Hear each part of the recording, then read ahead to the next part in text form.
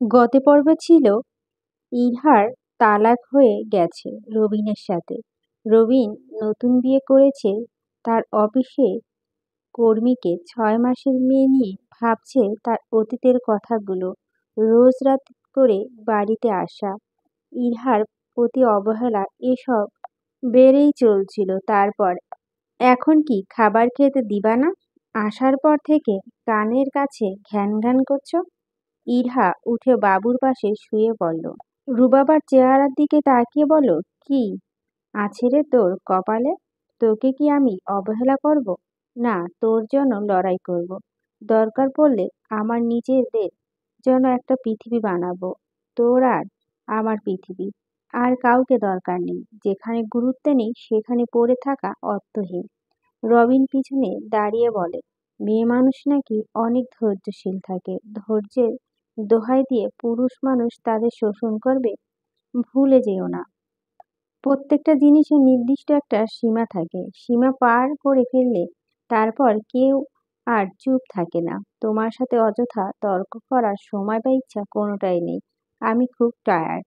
আর শোনো, কালকে লাবা আসবে। ওর বাসায় কেউ নেই, তাই কিছুদিন আমাদের বাসায় থাকবে। তোমার তো কোনো আপত্তি নেই? যদি বলি আছে, তাহলে বলবো অযৌক্তিক কথা বলছো।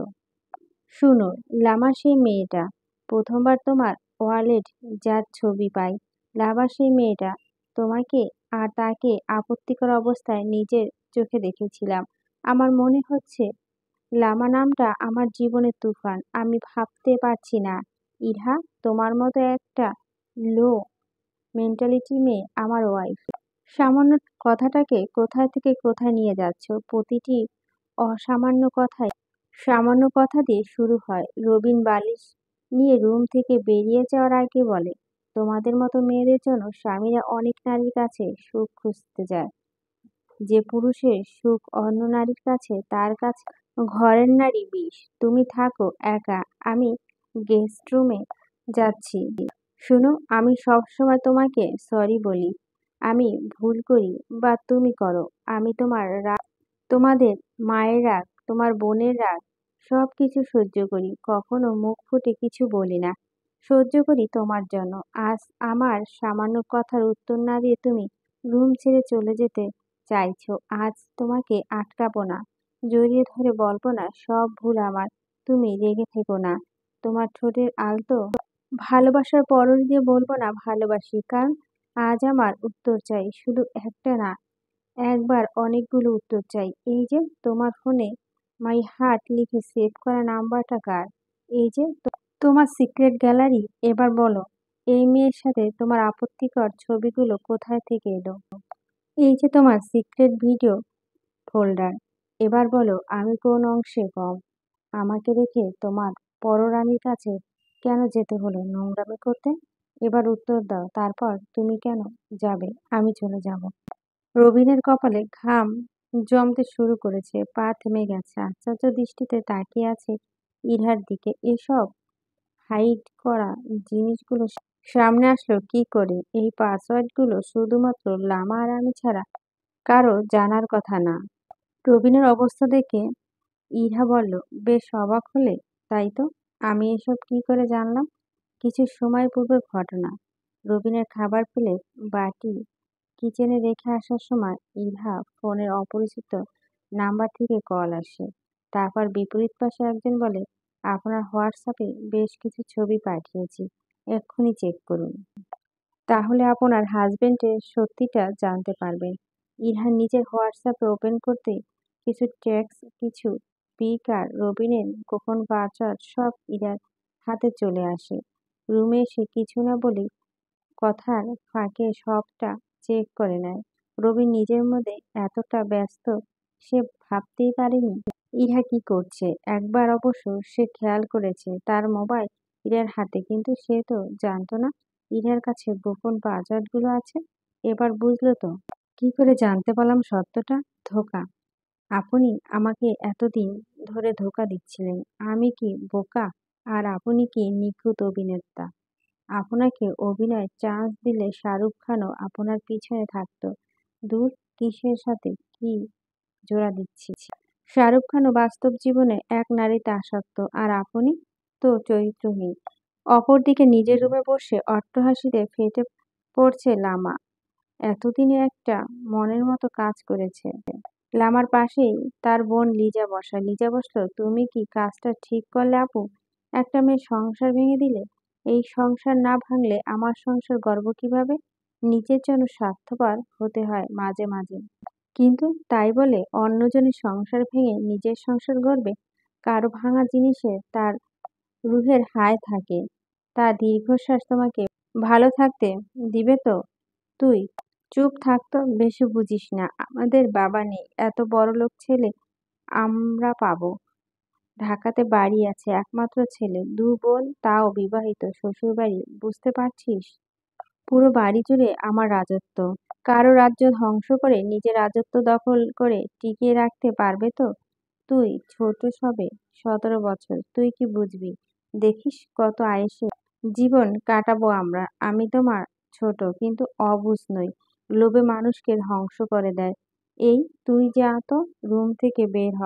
আজকে মায়ের রুমে ঘুমা। আমারটা আমি বুঝে নেব। লিজার মন খারাপ করে মায়ের রুমে এসে মায়ের পাশে শুয়ে মাকে জড়িয়ে ধরে কেঁদে দেয়। লতা বেগম বলেন, কিরে মা, তুই কাঁদছিস কেন? কিছু লাগবে তো? আর 5 দিন পর গার্মেন্টসে বেতন দেবে। বল কি লাগবে, তখন তোকে কিনে দিব। আমার কিছু লাগবে না মা। আমার ভয় হচ্ছে আপুর জন্য। কেন? লামাকে নিয়ে কিসের ভয়? তুমি তো সারাদিন কাজে থাকো। একদিকে আপু কি করছে জানো? লিজা সবটা বলল লতা বেগমকে। লতা বেগম মনে হয় এইসব শোনার জন্য প্রস্তুত ছিলেন না। স্বামীর মৃত্যুর পর অভাবে সংসার নিজে চালিয়ে মেয়ে দুটোকে মানুষ করেছে, আর সেই মেয়ে এমন জঘন্য একটা কাজ করলো। লতা বেগম বিছানা ছেড়ে সোজা লামার রুমে আসলো। লামা তার মাকে দেখে বুঝতে গেছে কি হতে পারে। লামা আগেই বলো, লেকচার দিবা না। কি দিয়েছো তুমি জীবনে? সবসময় টানাটানি আর হিসেব করে চলেছি। এখন যদি আমার সুখ, আমার ভালো থাকা খুঁজে নেই, তাতে তোমাদের এত সমস্যা কেন হচ্ছে? এখন তো মনে হচ্ছে তোমারাই আমার আসল শত্রু। লামার কিছু বলার আগেই লতা বেগম ঠাঠিয়ে চড় বসিয়ে দিল লাবার গালে। লামা চিৎকার করে বলে, মা তুমি আমার গায়ে হাত তুললে? তোর এই মুখে আমাকে মা ডাকবি না। তোর মতো মেয়ে মা হওয়ার চেয়ে মরে যাওয়া ভালো। তোর বুক কাঁপল না এত বড় সর্বনাশ করার আগে? লামা নিজের সামনে থাকা বেডের উপর বালিশ বেড কাভার ছুঁড়ে ফেলে বলল, আমার ধৈর্যের পরীক্ষা নিও না। আমি কত ভয়ঙ্কর তুমি তা জানো না। জেনে গেছি, শোন। তোকে জন্ম দিয়েছি, তাই এই রাতে বের করে দিতে পারছি না। আগামীকাল সকালে আলো ফোটার আগেই চলে যাবি। তোর মতো মেয়ে আমার জন্য মরে গেছে। ভুল করছো তুমি। আমার সঙ্গ দাও, তোমার জীবন সুখ ভরিয়ে দেব। অন্যের সুখ কেড়ে নিয়ে কেউ সুখী হতে পারে না, আর আমার সুখী আছি বলেই চলে গেল লতা বেগম। এদিকে ইহা রবিনকে বলে, বিয়েটা করেছো, তাও আমার মেয়ের বার্থডের দিন। এটা কিভাবে পারলে? আমি মৃত্যুর সাথে লড়াই করছি আর তুমি বিয়ে করছো? বাহ! আমি তোমাকে সবটা বুঝিয়ে বলছি, আর কিছু বলতে হবে না। বাকিটা শুধু দেখবে। রিকশাওয়ালা মামা বলল, আপা, আইসা পড়ছি, নামবেন না? রিকশাওয়ালা কথা শুনে নিজের অতীতের ভাবনা থেকে বের হয় ইলহা। অতীত ছেড়ে বর্তমান। ইলহার এক হাতে ব্যাগ, অন্য হাতে রুবাবাকে আগলে নিয়ে বাড়ি চেনা রাস্তার দিকে এগোচ্ছে। কি অদ্ভুত, তাই না? সে পরিচিত পথ আজ কেমন অপরিচিত মনে হচ্ছে। যেখানে আসলে শান্তি অনুভব হতো।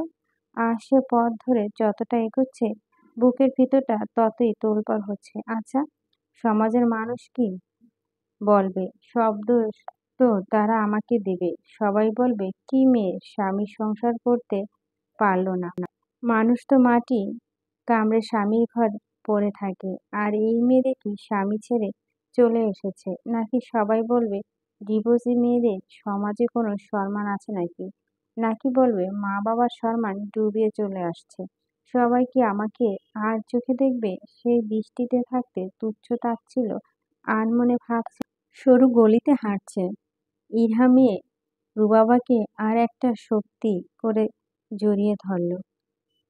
আচ্ছা, এমন একটা মানুষ যে রাতের পর রাত অন্য নারীর মগ্ন ছিল, দিনের পর দিন মিথ্যে বলে ধোঁকা দিয়েছে, তার সাথে কি সত্যি আপোস করে থাকা উচিত ছিল? যে মানুষটা এত এত অন্যায় করার পরও একবারের জন্য নিজের অন্যায় স্বীকার না করে বলে, দেখো আমার সামর্থ্য আছে দুটো বউ চালানো, তাই তুমি চাইলে থেকে যেতে পারো, তোমার কোনো কিছুর অভাব হবে না। আচ্ছা, আমাদের কি অভাবের জন্য বিয়ে দেওয়া হয়, নাকি পরিবার খাবার দিতে পারে না তাই বিয়ে দেওয়া হয়? বিয়েটা কি শুধু শারীরিক অভাব দূর করার জন্য?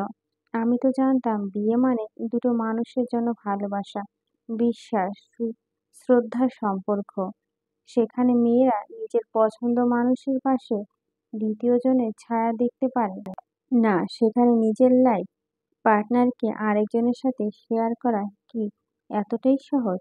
আর সারা জীবন আল্লাহ তাআলা বিধানের সব হুকুমের অমান্য করে দ্বিতীয় বিয়ে জাহেজ বলে যুক্তি দিয়ে দেবে, সাথে সবাই বলবে বেটা মানুষ তো দুই বিয়ে করতেই পারে। আচ্ছা, ইসলাম কি এত সহজ?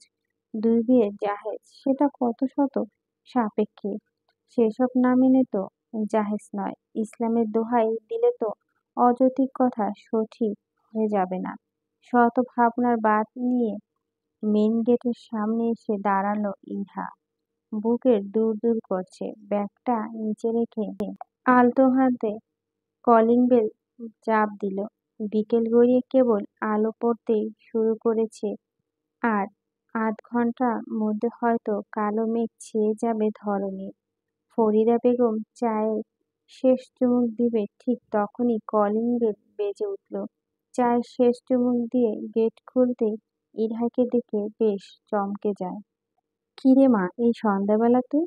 ভিতরে আসতে দেও মা, যার জীবন অন্ধকার নামবে তার জন্য তো আগে সন্ধ্যা আসবে। ভিতরে আয়, কি হয়েছে বল। ফরিদা বেগম রুবাকে কোলে নিয়ে বল কি হয়েছে মা, এক গ্লাস পানি দাও। ফরিদা বেগম গলা ছেড়ে ডাক দিয়ে, লাবিবা এদিকে আয় তাড়াতাড়ি। লাবু নিজেই রুম থেকে এসে বলল, কিরে আপু তুই এখন আসলি, বলে আসবি তো? কম কথা বল, আগে ইরহার জন্য এক গ্লাস পানি আন, আমার মনটা কেমন কু ডাকছে।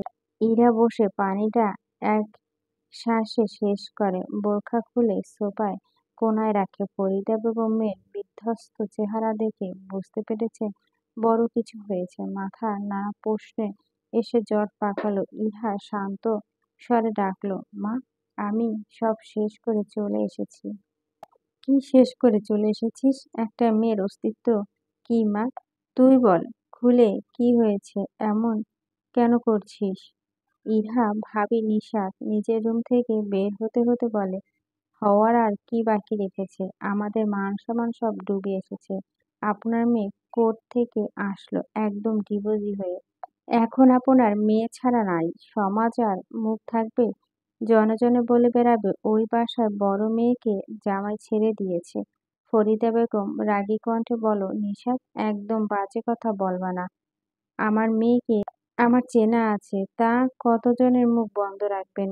আমাকে না হয় ধমক দিয়ে চুপ করিয়ে দিলেন, আশেপাশের মানুষ মুখ কি দিয়া বন্ধ করবেন শুনি?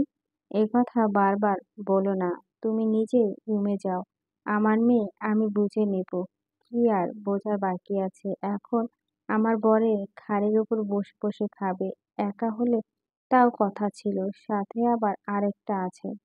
বলেই চলে গেল নিশাত। নিশাত চলে যেতে ফরিদা বেগম বলে, এবার আমাকে বলো মা, কি হয়েছে? ইহা সবটা খুলে বলো। এবার তুই বলো, আমি কি করে থাকবো এই সংসারে?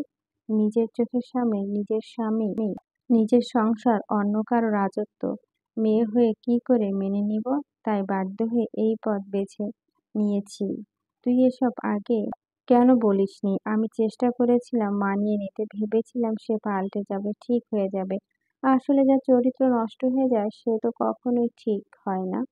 যা রুমে গিয়ে ফ্রেশ হয়ে নে। যা হওয়া হয়েছে, ভাগ্যর সাথে কেউ লড়তে পারে না। ইরা রুমে চলে আসলো, সাথে লাবিয়া ইরার সাথে রুমে আসলো।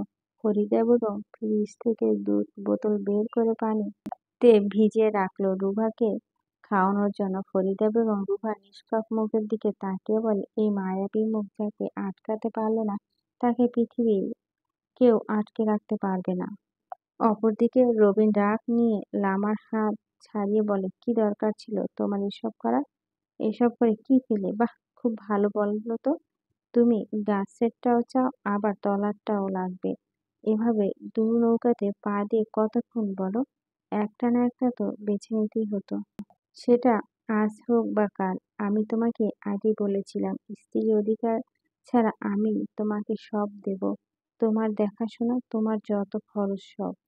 আমার তো তোমার স্ত্রী এই ট্যাগটা চাই রবিন। হয়তো সমাজ আমাকে কি পরিচয় থাকবে ওকেরা, আমি তো সেই ট্যাগ নেব না। আর বাদ দাও বাবু, যা হয়েছে ভুলে যাও।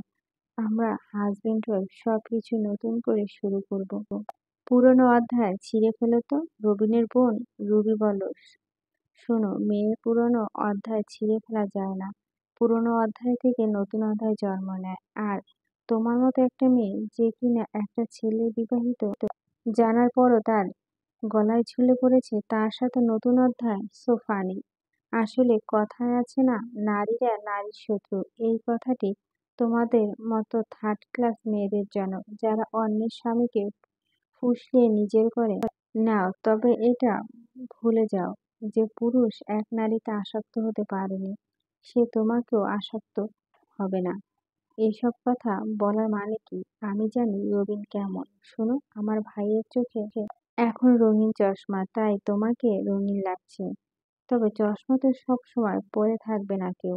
যখন চশমা খুলে ফেলবে তখন বুঝবা অন্যের স্বামীকে কেড়ে নেওয়ার শাস্তি। আমা, আপনি কিছু বলেন আপনার মেয়েকে, নাকি আমাকে বলতে হবে? রনি চুপ কর। আর এই মেয়ে যত সহজ সরল সে যে থাকতো সেরকম মোটেও না। যা হয়েছে ভালো হয়েছে। বাহ মা, তোমাকে তো অ্যাওয়ার্ড দেওয়া উচিত। নিজের পছন্দ করে আর কি বলবে? যে রকম দেখতে সেরকম না। ঠিকই বলছো, ওই মেয়ে তো বোকা, তাই এভাবে চলে গেছে। আমি হলে তোমাদের মা ছেলেকে 14 শিকের ভাত খাইয়ে ছাড়তাম। রবিন বলে, রুবি তুই থামবি? ইহার পাশে রুবাকে কোলে নিয়ে বসে আছে ভাই নাদিম। কিছুক্ষণ চুপ থেকে নাদিম বলে, তোর আরো আগে পদক্ষেপ নেওয়া উচিত ছিল। এবার যা হয়েছে ভুলে যা, নিজেকে গুটিয়ে নে। কথা আছে, দুষ্ট গরু চেয়ে শূন্য গোয়াল ভালো। ভাইয়া, আমি ঠিক করছি তো? আমার জন্য এখন তোমাদের কথা শুনতে হবে? শোন, সমাজ আর সমাজের মানুষের কথা বাদ দে তো। জীবনটা আমাদের সমাজের না। তোর শ্বশুরবাড়ির মানুষ, তোর হাজবেন্ড যে এত কিছু করলো, তুই যে এত কিছু সাফার করলি, সমাজ কি করেছে তোর জন্য? সমাজের দোহাই দিয়ে জুলুম সহ্য করার পক্ষে আমি নেই। তুই সমাজ আর সমাজের মানুষের কথা বাদ দে। তোর পরিবার, তোর ভাই আছে তোর সাথে। তুই শুধু নিজেকে স্ট্রং কর, দেখিয়ে দে তুই চাইলেও সব পারিস। মানুষ হারালে মানুষের জন্য শোক পাগল করে সুখ বিলাস করে। মানুষ নামে পশু হারালেও তো কোনো শোক না দুঃখ থাকে না ভাইয়া। আমি আমার জীবনে আবার নতুন করে শুরু করব। আমার মেয়ে আর আমি আমাদের পৃথিবী গড়ে তুলব। নিজের বোনের মাথায় হাত বুলিয়ে বলে, এই তো আমার লক্ষ্মী সোনা। শোন, সব সময় মনে রাখবি তোর পাশে ছায়ার মতো তোর ভাই আছে। তাই নিজেকে এই লড়াইয়ে একা ভাববি না। নে, তোর পৃথিবী ঘুমিয়েছে মামা আমার। ইহা রুবাকে কোলে নিয়ে বলে, আজ থেকে ওর নাম নওশাবা তারজিন নুহা। আমার নওশাবা বলেও চুমু খায় নিজের মেয়ের কপালে। নাদিম বলে, মাশাআল্লাহ, খুব সুন্দর নাম, একদম প্রিন্স নওশাবা। নাদিম চলে আসতেই ইহা নওশাবাকে বিছানায় শুয়ে দিয়ে মশারি টানিয়ে দিল। নিজের পরিচিত রুমটা কতদিন পর আয়নার সামনে দাঁড়িয়ে নিজের দিকে নজর দিল। আয়না তাকিয়ে বলো, নিজেকে নিজে করেছি বিলীন, বিনিময়ে পেয়েছি কি? যে সংসার বাঁচাতে সংগ্রাম করেছি, সে সংসার তিলে তিলে স্বপ্ন আর ভালোবাসা মিলিয়ে গড়ে তুলেছে তা আজ মুহূর্তে বিলুপ্ত হয়ে গেল। মানুষ ঠিক বলে, মেয়েদের সব হয়, শুধু নিজের একটা ঘর হয় না। পরের ঘর আর বাপের ঘর সময় পাল্টে গেলেও করে দেয় পর। নিজের চোখের কোণে পানিটুকু বা হাতে উল্টো পিঠে মুছে নিয়ে বলে, আমি গর্ব আমার ঘর।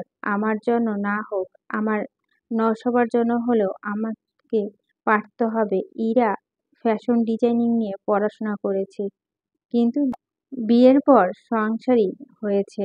সব ইচ্ছেকে বানের জলে ভাসিয়ে ভালো বউ হয়ে উঠতে চেয়েছিলাম। আজ সমাজের চোখে খারাপ মেয়ে, খারাপ বউ, তবে আমি ভালো মা হয়ে উঠব। লাবিবা এসে বলে, আপু, তুই একদম মন খারাপ করিস না। তুই এক কাজ কর, কাল থেকে জব খোঁজা শুরু কর, ফ্যাশন ডিজাইন নিয়ে এগিয়ে যা। তাই করব। তোরা তো আছিস পাশে। একটা খারাপ অধ্যায় শেষ হয়েছে, এখন ভালো অধ্যায় শুরু হওয়ার পালা। অপরদিকে রবিন বেডে শুয়ে আছে। লামা এসে বলে, এই উঠে বসো, তোমার সাথে কথা আছে। এখন শোনার মুডে নেই, পরেও বইল। মুড নেই বলেই তো হবে না, শুনতে হবে। উঠো। রবিন উঠে বসতে বসতে বসতে বলে, তোমার কি ঝামেলা করো ছাড়া আর কোনো কাজ নেই? বাস আসার পর থেকে একদিনও শান্তিতে থাকতে দাওনি। সমস্যা কি তোমার? নিজে ভালো থাকো, আমাকেও থাকতে দাও। এখন আমি বিরক্তকর, অসহ্য, আমি ঝামেলা করি? আর তোমার বোন কি করলো? আমাকে অপমান করলো, তুমি ওকে কিছু বললে না? বাহ, কেমন মেরুদণ্ডহীন পুরুষ তুমি! তোমার সামনে তোমার বউকে তোমার ছোট বোন যা নয় তাই বলে গেল, আর তুমি কোনো প্রতিবাদ করলে না। দেখো লামা, এমন নাটক করছো যেন মনে হয় তোমাকে আমার পরিবারের লোক বিয়ে করিয়ে নিয়ে এসেছে। ভুলে যেও না, আমার পরকীয়ার প্রেমিক প্রেমিকা থেকে হাজব্যান্ড ওয়াইফ হয়েছি, তাই কিছু কথা তো তোমাকে সহ্য করতেই হবে। না না, আমি তো সহ্য করব না। আরে, বাসা থেকে এসে তোমার বোন আমাকে কথা শোনাবে আর তুমিও বলবা বিয়েটা স্বাভাবিকভাবে হয়নি, তাই সহ্য করতে হবে। এসব আমি মেনে নেব না। তাহলে তুমি কি চাইছো? তোমার বোন এ বাসা আর আসতে পারবে না। নিজের লিমিটেডের মধ্যে কথা বলো লামা। তোমার বাপের বাসা না এটা, এটা আমার বোনের বাসা। ওর যখন খুশি আসবে। তো ভালো না লাগলে তুই বের হয়ে যা। তোর এত বড় সাহস, তুই আমাকে তুই করে বলছিস? কথাটা বলে নিজের মোবাইল ছুঁড়ে ফেলে বলে, তুই আমাকে ইরা ভাবিস না। কি করবি তুই কর, দেখি কি করতে পারিস। বেশ খানিকটা সময় ঝগড়াঝাটি করে, এক পর্যায়ে হাতাহাতি হয়ে যায়। শেফালী বেগম কোনোমতে থামিয়ে নিজের ছেলেকে বাইরে পাঠিয়ে দেয়। লামা কর্কশ কণ্ঠে বলে, আপনার ছেলেকে আমি ছেড়ে দেব না। আমার গায়ে হাত তোলা, নারী নির্যাতনের মামলায় কেস করব। রবিনের বোন রুবা বাসার রুমে বসে বসে মিটিমিটি করে হাসছে। আসলে তো এটাই হওয়ার ছিল। একটা ভালো মেয়েকে কষ্ট দিয়ে বের করে দিয়ে একটা শয়তান ঘরে তুলে এনেছে। একটা ভালো মেয়ে যেমন সংসারকে স্বর্গ করে তুলতে পারে, ঠিক একটা চরিত্রহীন বাজে মেয়ে সংসারকে ধ্বংস করে দিতে পারে। রবিন একের পর এক সিগারেট শেষ করে যাচ্ছে। কতদিন পর পুরানো আড্ডায় রবিনের সিগারেট খাওয়ার অভ্যাস নেই।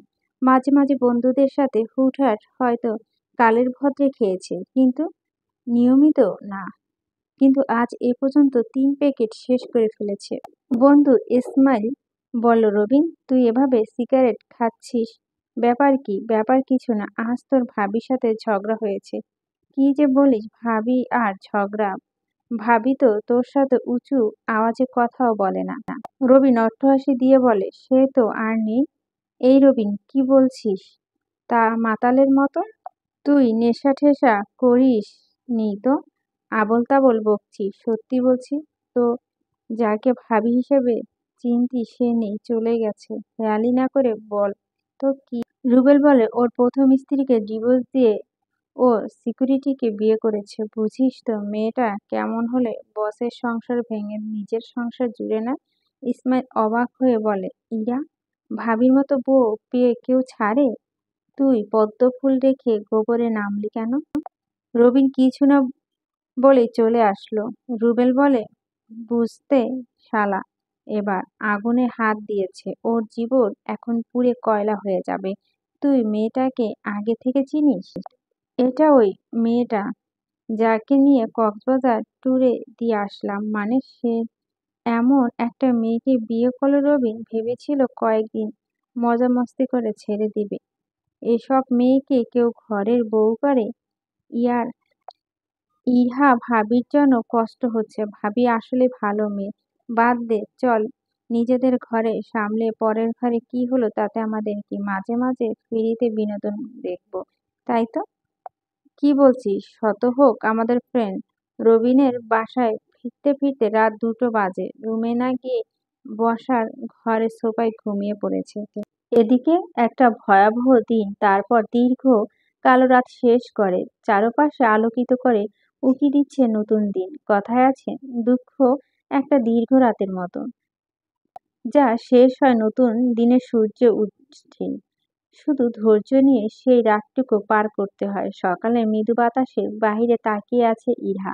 ফজরের নামাজ পড়ে খোলা বারান্দায় দাঁড়িয়েছে। মনটা কিছুটা হলেও ফুরফুরে। কেমন যেন একটা প্রশান্তি অনুভব হচ্ছে। প্রকৃতি দেখতে এতই মগ্ন যে হাতে থাকা চায়ের কাপ হাত থেকে নিচে পড়ে গেল। যখন বিষয়টা খেয়াল করলো তখন কড়কড় ভাষায় কেউ বলল, কমন সেন্স নাই। কারো কর্কশ কণ্ঠ শুনে নিচে তাকালো ইরা। এর মধ্যে বয়স্ক ভদ্রলোক ইরার নিচে আসছে। আসতে লোকটা চলে যায়। ইরা মনে মনে বলে, ইস, সরি বলা হলো না। বাসায় গেটে ঢুকবে তখন খেয়াল করে একটা ফাইলটা হাতে উঠিয়ে নেয়। উপরে লেখা অবনী টেক্সটাইল গ্রুপ। ইরা আশেপাশে কাউকে দেখতে না পেয়ে উপরে চলে আসে। ফাইল রেখে কিচেনে গিয়ে সবার জন্য নাস্তা বানায়। সবার জন্য নাস্তা বানানো শেষ করে টেবিলে সাজিয়ে রাখছেন। এমন সময় নিশাত আসে ডাইনিং রুমে। নিশাত তাচ্ছিল্য সুরে বলে, বাহ, ভালোই হলো, তোমার পিছনে খাবার খরচটা ওয়েস্ট হবে না। তার বদলে তুমি সব কাজ করে দেবে। নিজের বাসায় কাজ করতে আবার এসব কি আছে? নিজের বাসা? তোমার বাসা কোথা থেকে আসলো শোনো? এটা তোমার বাবার বাড়ি। আর বিয়ের পর মেয়েদের বাবার বাড়িতে কোনো অধিকার থাকে না। ইহা কিছু না বলে নিজের রুমে চলে আসলো। নওশাবা ড্রাইভার চেঞ্জ করে দিয়ে নিজের পুরো সার্টিফিকেট আর কিছু কাগজপত্র বের করলো। কাগজপত্র ঘাঁটতে ঘাঁটতে হুট করে হাতে আসা পুরানো সেই চিঠিখানা, যা লেখা রয়েছে কিন্তু প্রাপকের নিকট পৌঁছানো হয়নি। সাদা কাগজে কালো কালি লেখাগুলো কেমন পুরানো হয়ে গেছে। চিঠি লেখাগুলো চোখ বুলাতে গিয়ে চোখ ঝাপসা হয়ে এলো। মানুষ ভুলে যেতে যেতে মনে রেখে দেয়। স্মৃতি কি আর পুরানো হয়? মেনে নেওয়া আর মানিয়ে নেওয়ার মাঝে হারিয়ে যায়। আবার হুট করেই তো তাজা হয়ে ওঠে, যেন সদ্য ফোটা কাঁটাযুক্ত গোলাপ, যার সৌন্দর্য আবিষ্ট করে রেখেছে কাঁটার বাহার। তার সৌন্দর্য মুগ্ধ হওয়া যায়, তবে ছুটে গেলে দুঃখ হয়ে যায়। পুরো চিঠিতে চোখ বোলাতে বোলাতে দৃষ্টি আটকে গেল শেষ কিছু লাইনে। তুমি আমার জীবনে প্রভাতের প্রথম আলোর মতো এসেছিলে। আমার একাকী জীবনে গুমট মেঘ সরিয়ে আলোর ফুয়ার জ্বালিয়েছিলে। তোমার প্রতি আমার কোনো অভিযোগ নেই, নেই কোনো অভিমান। যে হাত সারা জীবনের জন্য ধরে রাখতে পারবো না, সে হাতের প্রতি তবু কেন এত টান? যার জন্য চিঠিটা লেখা হয়েছে তাকে পাঠানো হয়নি। অভিমান অভিযোগ এসে ভিড় করে চিঠিটা আর পৌঁছানো হয়নি। ইরা আবার ভাঁজ করে চিঠিটা রেখে দিল। মনে মনে ভাবছে, কি অদ্ভুত তাই না? যে আমাকে ভালোবেসেছিল, তাকে হারিয়ে যাকে আঁকড়ে ধরে বাঁচতে চেয়েছিলাম, আজ আমি তাকে হারালাম। আমার নাম ইরা না হয়ে বিষাদ হওয়া দরকার ছিল। এর মধ্যে নাদিম রুমে আসলো। ইরা বলে, ভাইয়া কিছু বলবে? হ্যাঁ, বলতাম, তুই চাইলে আমার ফ্রেন্ড আবরারের অফিসে জবের জন্য অ্যাপ্লাই করতে পারিস। এরা তো ফ্যাশন ডিজাইন নিয়ে কাজ করে। তুই বললেই আমি কথা বলবো, দেখবো। না ভাইয়া, জব করলে অন্য কোনো কোম্পানিতে করব। পরিচিত কারো সাহায্য দরকার নেই। নিজের যোগ্যতায় কিছু করব। তোর যা ভালো মনে হয় কর। আর হ্যাঁ, জব করতে হবে এমন কিন্তু নয়। তোর ভাই যতদিন বেঁচে আছে ততদিন কোনো টেনশন নেই। তা আমি জানি ভাইয়া। আচ্ছা, ভাইয়া বেতন পেয়ে আমাকে সেলাই মেশিন আর এমব্রয়ডারি দুই একটা তিন মেশিন কিনে দিও। আচ্ছা ঠিক আছে, আমি অফিসে যাচ্ছি। নাদিম অফিসে চলে গেল। বাসার সবাই মিলে ভালোই সময় কাটাচ্ছিল। ফরিদা বেগম, লাবিবা সবাই ইরাকে খুশি রাখার চেষ্টা করছে। যত যাই হোক, একটা মন দুবার ভাঙা যন্ত্রণা তো কম না। নিজের হাতে সাজানো সংসার অন্য কেউ দখল করে নিল। চোখের পলকে নিজের সবকিছু অন্যের হয়ে গেল। এই শোক যে হৃদয় পোড়াচ্ছে, সেই পোড়া গন্ধ কেউ পায় না, সে গন্ধ হৃদয়ে কেউ দেখে না। সবার কথা বলতে এমন সময় কেউ একজন কলিং বেল বাজাচ্ছে। লামিবা গিয়ে দরজা খুলে মধ্যবয়স্ক লোকটা বলে, এই মেয়ে, তোমার জন্য আজ আমার এত বড় লস হলো, এর দায়ভার কে নেবে? লাবিবা চিৎকার করে বলল, মা গো, পাগল এসেছে। লোকটা ধমক দিয়ে বলল, নিজের বাবার বয়সী একজনকে পাগল বলছো? বেয়াদব মেয়ে। ইরহা দরজার কাছে আসতে একটু থমকে গিয়ে বলল, সরি। ও, তার মানে তুমি আমার ক্ষতি করেছো? আঙ্কেল, ভিতরে আসুন। বিশ্বাস করেন, ইচ্ছে করে করিনি। তোমার ইচ্ছে অনিচ্ছে আমার কত লস হচ্ছে। কি হয়েছে আঙ্কেল? তোমার জন্য আমার ফাইল খুঁজে পাইনি। আমার ডিল হাতছাড়া হয়ে যাচ্ছে। ইরহা নিজের রুমে থেকে ফাইল এনে লোকটার দিকে বাড়িয়ে দিয়ে বলে দেয়, এটা তো? হ্যাঁ, কিন্তু তুমি এটা কোথায় পেলে? আমি আপনাকে সরি বলতে নিচে গিয়েছিলাম, তখন দেখলাম নিচে পড়ে আছে। লোকটা বলে, এবার চলি, চা খেয়ে যান। না, এখন সময় নেই। অপরদিকে বেশ কিছুদিন ধরে লসের ওপর রবিনের কোম্পানি, একটার পর একটা ডিল ক্যান্সেল হচ্ছে। একদিনে বাসা অশান্তি, অপরদিকে অফিসের টেনশন, পাগল হওয়ার জোগাড়। রবিন কিছু নিয়ে চিন্তা করছিল, এমন সময় ম্যানেজার এসে বলে, স্যার, ম্যাডাম আজ 17 লক্ষ টাকা উঠিয়েছে অ্যাকাউন্ট থেকে। রবিন বলে, হোয়াট? জি স্যার, ঠিক আছে, আপনি যান, আমি দেখছি। নিজের সেল ফোন থেকে কল করলো লামাকে। দুবার রিং কেটে গেল। তৃতীয়বার রিসিভ হতেই বিরক্ত কণ্ঠে লামা বলল, ম্যানার্স জানাও না? এভাবে কল করছে কেন? আমি শপিং এ বিজি। রাখ তোর শপিং, তুই এত টাকা কেন তুলছিস? আমার সংসারে পা রেখেছিস সপ্তাহ হয়নি, আর তুই আমাকে ধ্বংস করে দিচ্ছিস। Nice jokes. তোমার সাথে আমার 1.5 বছরের বেশি সময় ধরে সম্পর্ক। আর হ্যাঁ, যে স্বামী বউকে সুখে রাখতে পারে না, তার বউ তো টাকা খরচ করে সুখ কিনে নেবে। ছোটলোকের মতো কথা বলবে না। তুই কি ভেবেছিস তোকে ঘরে জায়গা দিয়েছি বলে যা খুশি তাই করবি? তোমার বাজে কথা পরে শুনবো, এখন ডোন্ট ডিস্টার্ব মি, বলে ফোনটা কেটে দিল। লামার সাথে ঝুমা নামে একটি মেয়ে। কিরে, কি বলে তোর নাগর? আর বলিস না, বিয়ে করার আগে ভালো ছিল, কত টাকা দিত হাত খরচ। আর আজ মাত্র 17 লক্ষ টাকা নিয়ে ওর জন্য রুড বিহেভ করলো। 17 লক্ষ টাকা তোর কাছে মাত্র মনে হয়? তুই ভুলে যাচ্ছিস মাত্র 20,000 টাকা বেতন করতিস। যেসব অতীত, এখন 20,000 টাকা আমার হাতের ময়লা। আজ ক্লাবে যাব, তুইও চল। রবিনের মা শেফালি বেগম এবং কয়েকদিনে বুঝতে পেরেছে হিরে পায়ে ঠেলে কয়রাকে আপন করেছে। রবিন ক্লান্ত হয়ে বাসায় ফিরল। নিজের মাকে রেখে জড়িয়ে ধরে হাউমাউ করে কেঁদে বলল, মা, আমার ভুল হয়েছে, আমার ইরাকে আমার চাই, আমার রুবাইকে দেখি না কতদিন।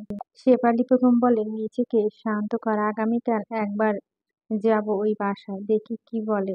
যেভাবে হোক এনে দাও ইরাহাকে, নয়তো আমি পাগল হয়ে যাব। রুবি পাশের রুম থেকে এসে বলো, যাকে পেয়ে যাবে তাকে ক্ষণে বিক্ষণে সংসার নিত্যদিনের ভুলে যাবে। তুমি যাকে পাবে না, সে সব সময় মনে হয়ে যাবে। ছোট্ট একটি দীর্ঘশ্বাস মিলন ভুলিয়ে দেয়, বিরহ ভুলিয়ে দেয় না। যারা পেয়েও অযত্নে অবহেলায় হারিয়ে ফেলে, তারা নিজের অজান্তে নীল বিষ পান করে, যার যন্ত্রণা তাকে মরতেও দেয় না, বাঁচতেও দেয় না। আর তুমি নিজে নীল বিষ পান করেছ, এর জ্বালা তো তোমাকে ভোগ করতে হবে। কথায় আছে, দাঁত থাকতে দাঁতের মর্যাদা বোঝো না। এতক্ষণ যত আফসোস করো, তত কান্নাকাটি করো, কি হবে? ফেরাতে পারবে? কখনোই পারবে না। মেয়ে নিজের হাজবেন্ডের পাশে অন্য মেয়েকে ছায়া সহ্য করতে পারে না, সেখানে দিনের পর দিন তুমি অন্য নারীতে আসক্ত ছিলে।